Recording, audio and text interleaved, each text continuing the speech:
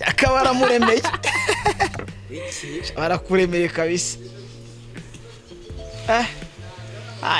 cyari mu mashashi Austraria sinzi nimba azi kuyikoresha gusa mu Diaspora ashobora kuzamwigisha ko bayikoresha fungura neza ukore urakoze cyane Imana igumugisha niwe mu Diaspora wa mbere undemeye machine somante harine yandemeye $100 none undemeye machine God bless you.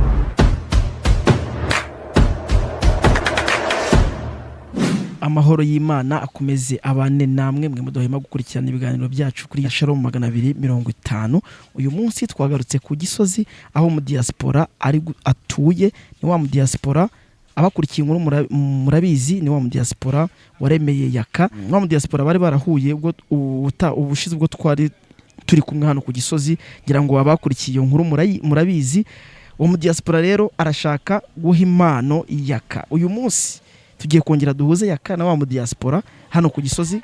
Iyi ni Shalom 250. Reka mamagare Yaka hanyuma tumenye ibyo ari byo.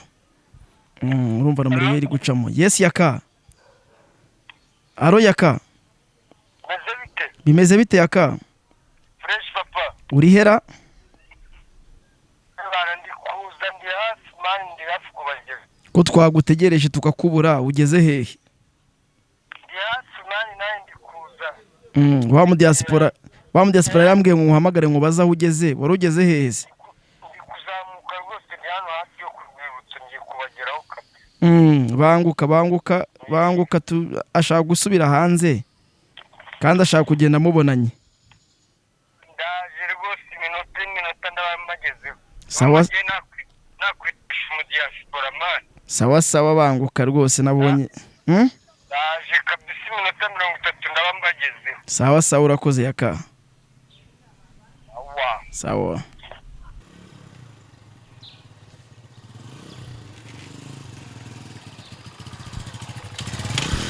Salama motari. Salama saza Yaka. Imeze bite? Hasi ko ari watinzera.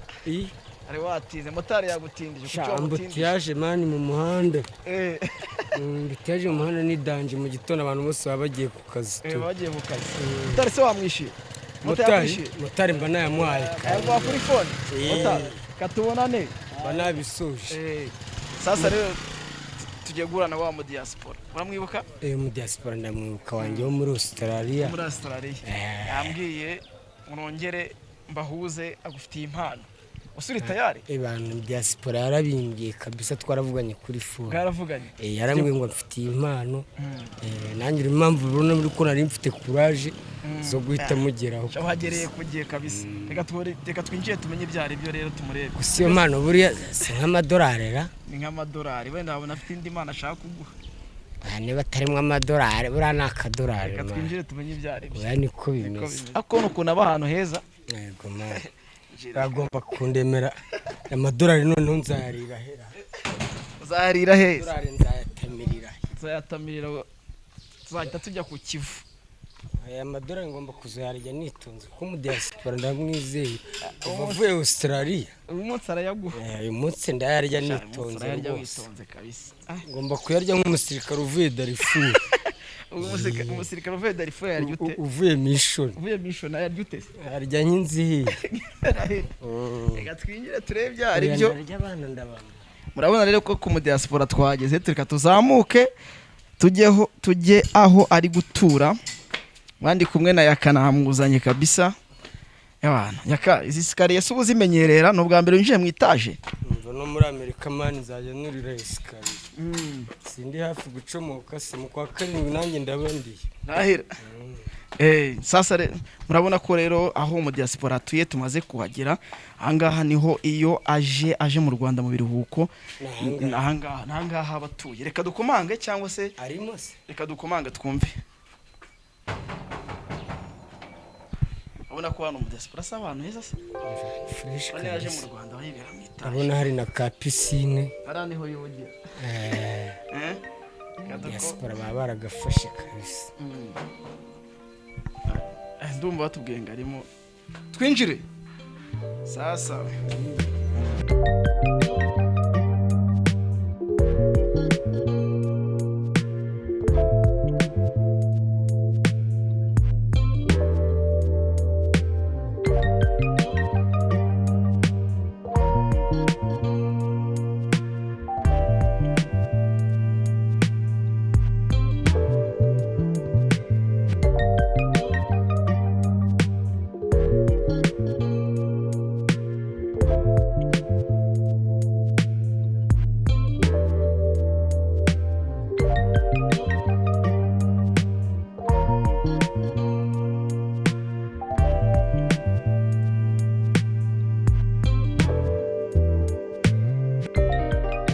Yes, nkuko mubibona kuri kamera zanyu twamaze kuhagera aho mu Diaspora tuye hano ku Gisozi na Yaka nawe yamaze kuhagera ngira ngo muri kumubona.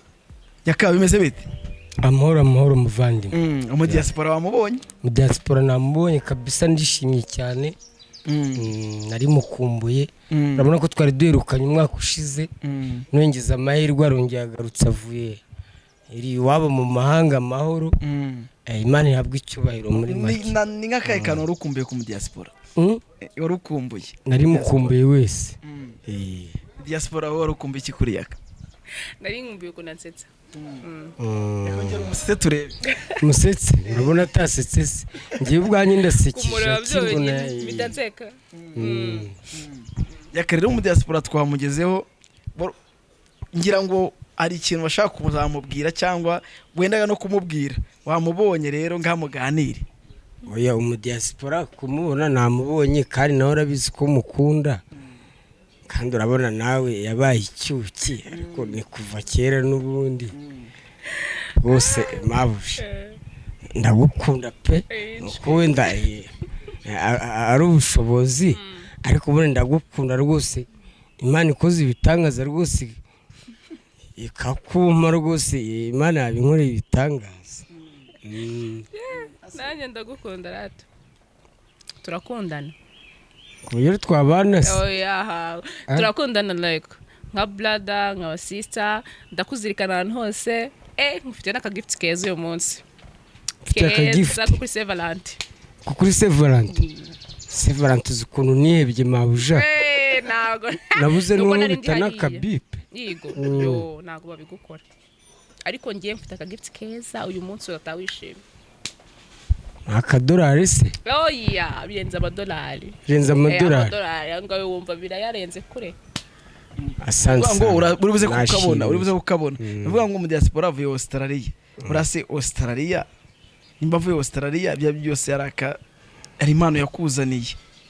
Hari impano yakuzaniye ibyo byose. Ntabwo yaza gukureba nta mana gufite. Gapfundikiye gatera amatsiko ubwo turaza kureba naye ndategereje. Ubunise kuri Sevalent Yaka waruri. Sevalent nari ndi ahantu gutya ndi kunywa agacupa. Nanatwitse ariko ngewe nanzi ko gutwika ari ugucana umuriro mwinshi cyane. Ngewe nacanye ibiti abantu ibiti ndabitwika cana umuriro wa danje. Nta mukunzi wari ufite? Nta numwe. Mbura nta numwe kugira ngo Sevalent ibe ubure n'umuntu no gutera na bipe. Ubure n'umuntu ukubwira ngo basi shushu besheri. Ubure n'umuntu ukubwira n'agajambo keza. Diaspora yaje gutera bipe. Yego vrem. Oya mu Diaspora rwose ugomba ko ntabwo ndi gutera bipe ndaguhamagara. Ujye uvuga ati isolated. Rwose. Ugomba kundwaza rwose muri iyi minsi agahinda nari mfite ka Sevalent rwose ugomba kukanyiza. Cyane rwose. Muri iyi minsi uri nanjye nkaba ndi kurya kugwa koko umva ukuntu Yesu agira neza. Urakoze cyane nicyo kirangiye kukubaza ubundi ukumbuye iki kikumbuye kurya mu Diaspora uyu munsi kari bukiguhe. Rwose mabuje nkumbuye agakoko rwose mabuja. Yego. Na mabuja ntabwo herukina menuka kurya ku nkoko si yarina. None yari amaze iminsi Tanzania na za Qatar iyo ngiyo ariko ubwo waje rwose ndongera nsubire ku nkoko n'agafiriti. Ahubwo uvanga bakagutekeye. Ndabwira umukozi w'imbere akagutekera. Murakoze cyane mabuja. Nyuma mu Diaspora ubundi Yaka umukundira iki? Sinzi ko nabivuga gusa Yaka nyine iyo murebye gusa umbona nishimye nkunda ukuntu ari humble. Nkunda ukuntu nyine ameze mu buzima busanzwe. That's why rero muramuzirikana. Urumva ikintu kikuvana Australia ukavuga uti nje kureba Yaka kiba gikomeye. Oya bafite n'izindi gahunda zimuzanye. Yego. Bafite n'izindi gahunda ariko nawe abari mu ndamuzirikana like nko kuri Sevalent mfite impano namuteguriye. Nk'umucuti wanjye. Mufata nk'inshuti yanjye cyane kandi nzajya muba hafi igihe bikeneye. Ubwo duherukana rero mubwiye ko uzamushakira umugore hariya hanze. Niko bimeze ariko umushaka tugomba kuzasubira nayo. Oya rwose rangi ndi hafi kuza mabuja. Dossier yanjye ubu ngubu bimeze neza rwose mu kwa 7. Ushobora gufata urutema ikirere rwose nyerekeza Kansas. Wow, no kuri uzazi. Urumva ko utazabutura iri mu Diaspora. Mu Diaspora ati Australia uzaba Kansas. Nawe wari mu Buraya ngendiye ndi muri Amerika ariko ashobora no kunegera ngiye nkamusanga Australia mboneyeho n'icyuki kimeze neza umutembereza akamenya how life yaho imeze ariko mboneye n'icyuki muri Australia ngiye nava muri Amerika nyizira mu Buraya muri Australia rwose ko muri Australia ndahakunda ngo n'ahantu heza cyane ko hari n'abantu biwacu bagenda nyimunzi bagiye Australia nuko twebwe nyine twamaze gusinyira Amerika naho ubundi binahindutse rwose ngiye nakwizira Australia. Yaka ubwo duherukana warambwiye uti Diaspora naramukaje hari akarimbo namuteguriye nzamuririmbira. Ntabwo niteguye yantunguye nawe. Yagutunguye ariko uhora witeguye ndabizi. Oya umunsi ntabwo ndi ready kuko maze iminsi narimo neza. Diaspora ni iki kidasanzwe uri kubona kuri Yaka? Arasa neza byataje. Arasa neza vraiment. Aho ndabona yatuje uyu munsi sinzi ukuntu niba impamvu ubona ntuje maze iminsi ndwaye malaria. Nk'ubu tuvugana ndikorerwamo gake ariko nayo maze iminsi ndwaye n'agacupa ngubu ntabwo ndi gusoma. Uri gushobora gake se bakukuzanira? Ndi kunywa agafata nkafata n'ibintu by'igikoma musigaye ninywera n'igikoma ariko agakora kabasha agakokorera umva bakakuzanira ako kantu k'agafanta agafanta ko rwose nagerageza kabisa ariko bavuze ukuntu cyagiye waragiye usubiye yongiye iwanyu abantu basigaye bakumbaza ngo yakabura mu Diaspora ngo bite ngo bimeze gute ngo waduhuza gute benshi cyane kabisa.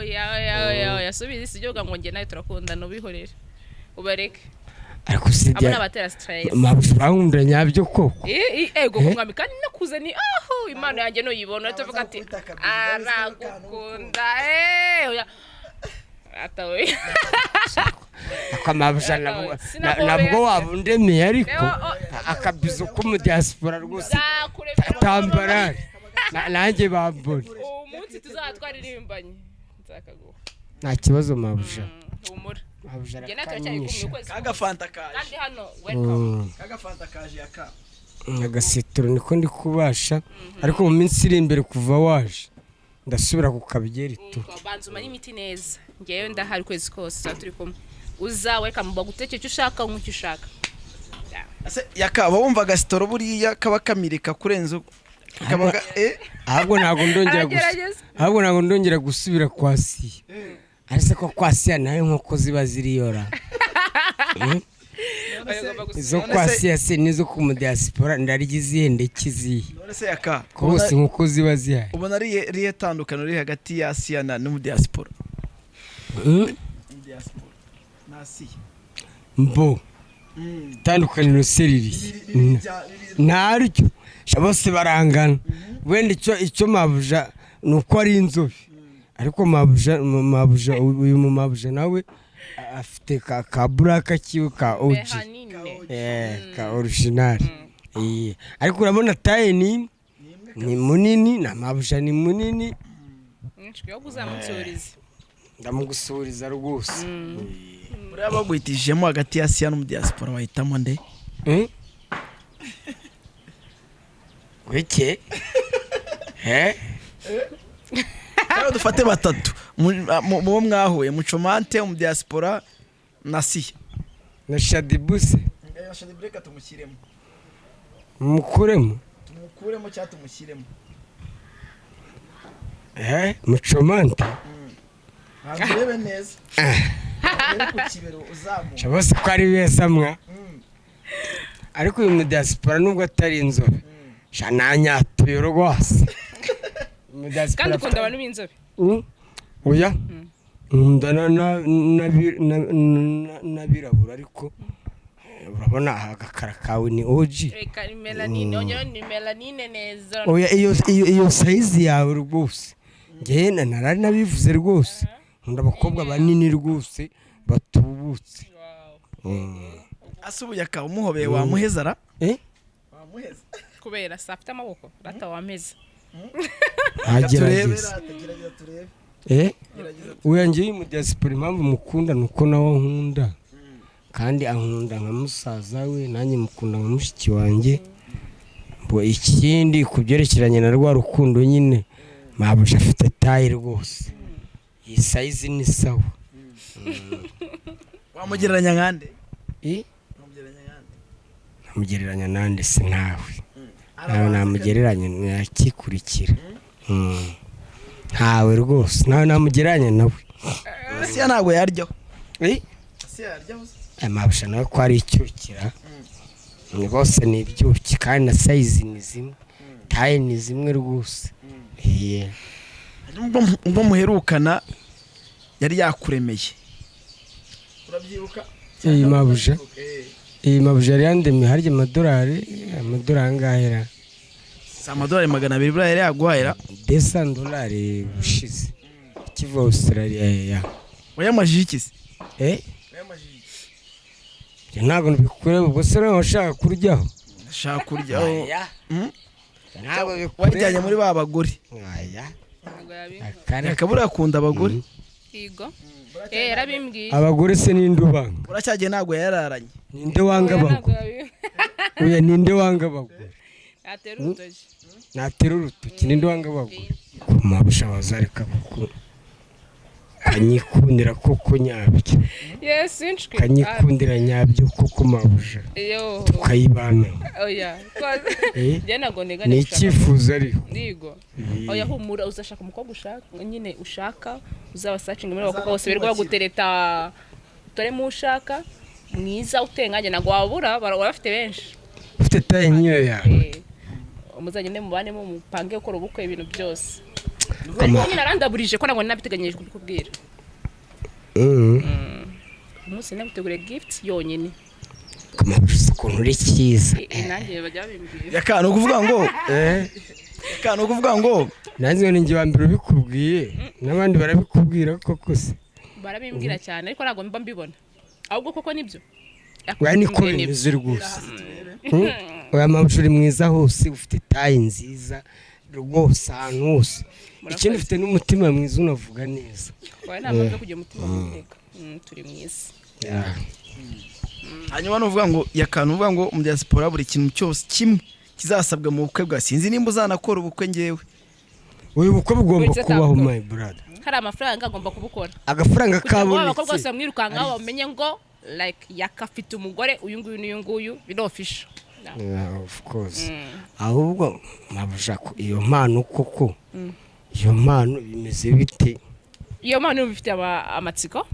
Reka iyo mpano noneho ayikuzanire. Reka nyikuzanire uyu impano yavanye Australia. Bana yakuye umunsi kabisa umunsi wana ndi bukurya runono. Hose turagendana. Yakwara n'umunsi. Diaspora se. Kuzana impano kabisa. Abo bantu baguhamagara bakupe. Yaka ubu ni nk'iye mpano wizeye ko witeguye ko mu Diaspora agiye kugwa koko. Mbere yuko ava nanjye ndategereje ntago nakubwira ngo niki niba wenda ari ikoti niba wenda ari ikice ya danje niba wenda ari amafaranga ariko nsanze ari amadolari sha n'ubukene mfite sha najya kuyarira Rubavu ariko cyo udakira ku mazi umunsi mu Diaspora agiye gukiza ku mazi kabisa ku mu Diaspora ze ntacyo turebe ibyari byo ndebe wabone ari iginkuni wabone Nyagasana agiye kunsubiza wayibonye cyangwa ntabwo uri kumenya ibyari byo ntabwo yamenye ibyari byakaye ni amadolari se no nagara amadolari ni iki mabusha anga harimo machine muheba yayifungura re turebe machine uzajya ureba bya biganiro byawe ukora ureberaho filime ukoresha ibintu byose wakoresha smartphone byose kuri no machine yakafungura turebe ibyari byo ubona urayikunda banza ufungure urebe ibyari byo fasha mabusha nanjye kujya nkoresha machine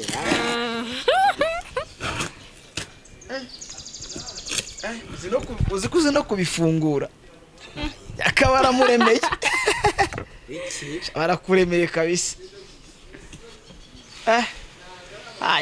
cyari mu mashashi Australia ubusazi kuyikoresha Yaka uzi kuyikoresha agomba kuvana binyigishije mashini nshya ngira ngo rero mashini murayibona yakaba muremeye rebe shara kuri kamera hari gutya inyuma gutya mashini ya HP bamuremeye yaka sinzi nimba azi kuyikoresha gusa mu Diaspora ashobora kuzamwigisha ko bayikoresha fungura neza ukureho gake gake fungura rebe ko yaka igishobora kwita naka ntago nabimukora igishobora kugera kwa yaka ko yaka ntago mu bya mashini ababimenyereye imugeraho ikaba yanazima fungura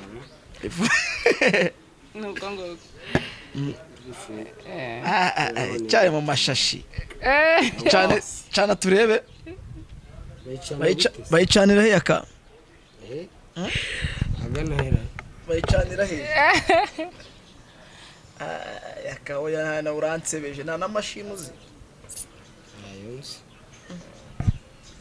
aho ngaho niba ugiye kujya kurebera bya biganiro byawe ukora sha nizere ko nawe ugiye ahubwo mu minsi iri imbere ngiye gushinga cano yanjye rwose nyite yakamwenyewe yakanyawe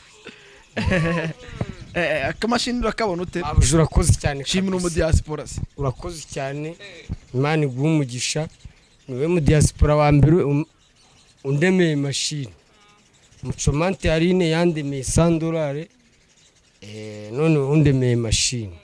God bless you my sister, thank you very much. Ongera isubize mu makarito utaza kuyimena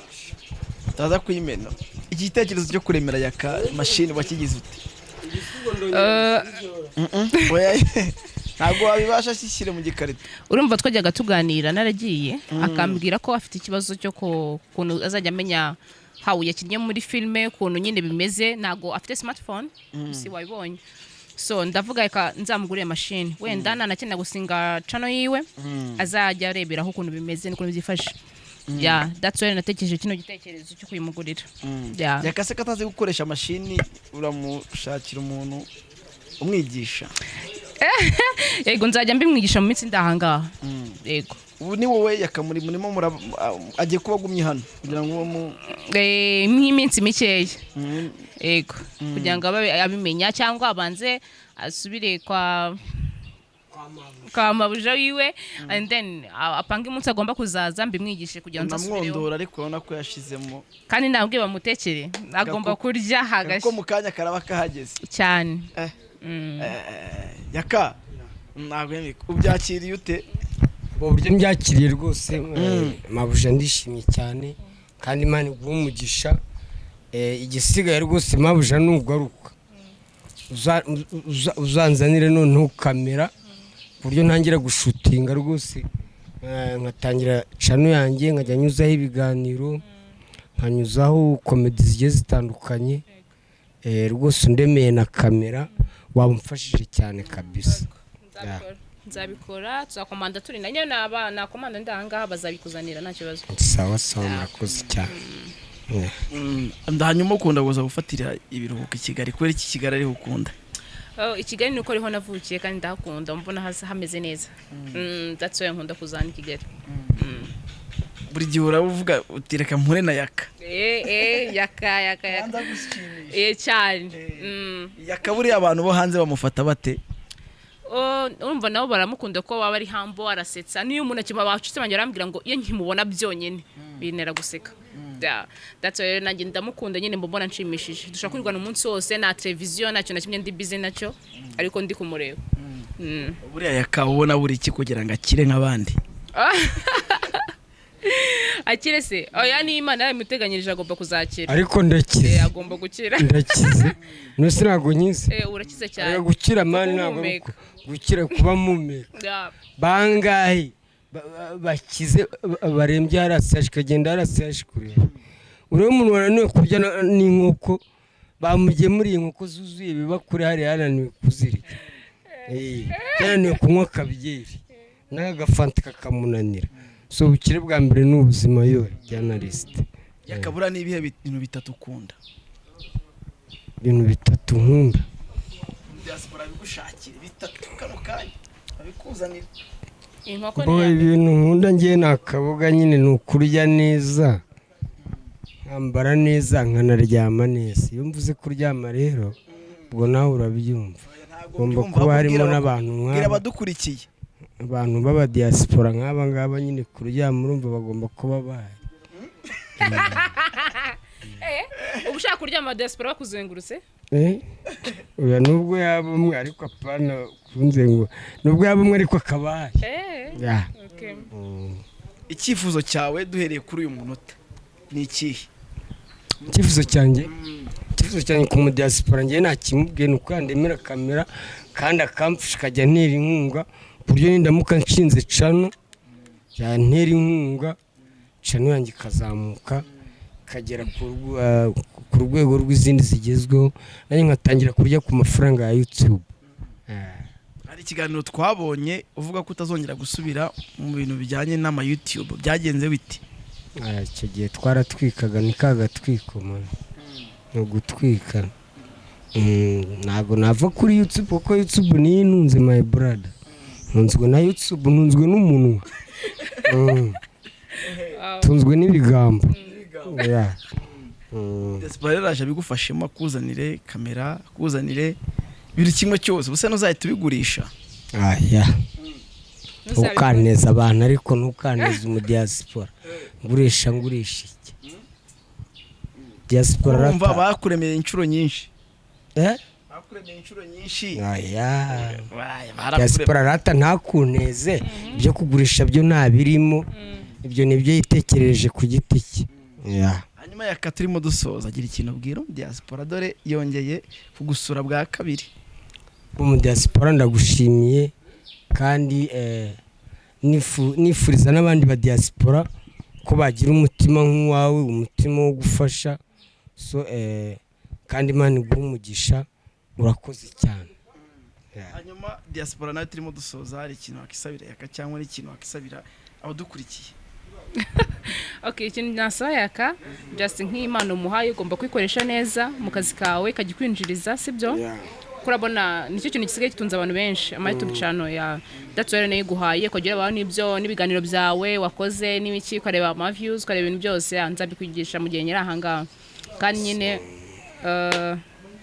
mufata nka brother wanjye kandi nyenda mutekereza igihe cyose ikintu cyose uzakenera ujye umbwira umushobozi bwanjye buke mfite nzajya guhereza ariko uzamfisha nshake n'umugore urabona ndi gusaza nshaka kabisa gaterura impano ye baguhaye urebe ko mwayibonye bayinjiza mu nzu.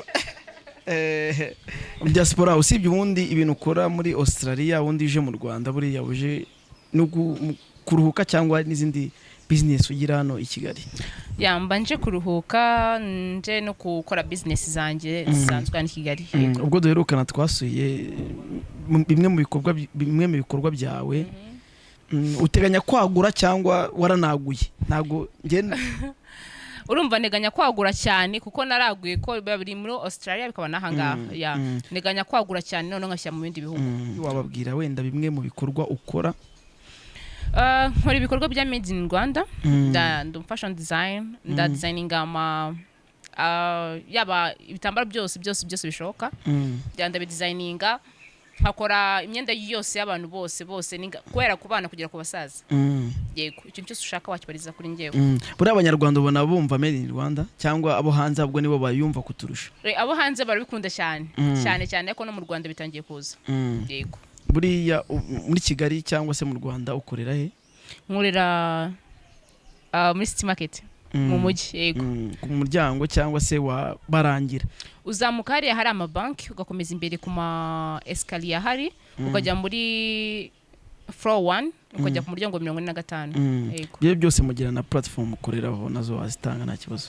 Okay, platform zanjye rero nkunda gukoresha Instagram yanjye but muri no minsi barayihakinze. Kuki bayihakinze tukiraho? Nago ndamenya why byagiye sinzi nagiye kubona mbona nyine bayihakinze ndikwinjira biri kwanga so mita mfungura indi rero nasaba nose bakoze follow kuri your account ukora unfollow and then baga followinga yitwa ki nana /k/nana. Byo byose ari na number ya WhatsApp we namukoresha akazi nayo wayitanga. Oya ubushize bwo dore kangana rayitanze ariko urumva abantu benshi nago bazavuga ibintu by'akazi baza batereta kandi no nagari biri muri business so abantu bifuza bijyanye na gutanga business. akazi mujye ku kiganiro cy'ubutaha nakoreye kuri Shalom 250 murebe iyo nimero cy'ubushize ikiganiro cy'ubushize yego cy'ubushize kuri Shalom 150 Shalom 150 urebe iki kiganiro uzabona nimero zanjye. Okay, ndabashishikariza ko mukomeza gukurikirana ibikorwa byanjye nkora kuri Instagram yanjye, mukomeza gukurikirana ibiganiro byacu, bakande subscribe bakande like comments, hanyuma bakande no kukazogera kugira ngo subscribe yanyu tuyibone, tujye tubana umunsi ku munsi ko dushyizeho ibiganiro. Turabashimiye rero kuba mwitabira ikiganiro twagiranye uwe na Yaka, twagikunze. Okay, murakoze cyane. Utaha ubwo uzajya kumuremerera umwereka iranzu uri kumwubakira, nabwo ngize amahirwe twazajyana. Oya, nta kibazo nzakumenyesha. Wakoze cyane. Yego, namwe mwakoze.